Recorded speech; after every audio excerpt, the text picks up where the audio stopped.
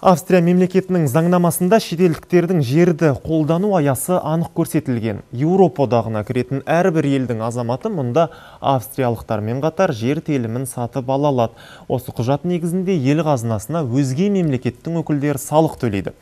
Бұл заң тек туристік өңірге, яғни Тирольге ғана қатысты емес. Осы ретте жер сатып алам деушілерге еуропалық паспорттың болуы да шарт емес. Демек, өзге елдің азаматы да Австрияда шаруашылық ашса әбден болады. 6 жыл бойы жылжымайтын мүлікпен айналысып жүрген Анжела Вирттің айтуынша, оның клиенттер арасында Қазақстан, Ресей мен Украина азаматтары баршылық. Ал ауыл шаруашылығына арналған жерлерді сатып алуға ниеттілерге тек бір талап қойылады. Учасканы тек белгіленген мақсатта ғана пайдалану қажет. Шетелдіктер үшін Австрияда жер сатып алуға мүмкіндік бар, бірақ алдымен жергілікті билік өкілдерінен жылжымайтын мүлік сатып алуға рұқсат алу қажет. Ал жер учаскелерін заңды тұлға ретінде алған дұрыс.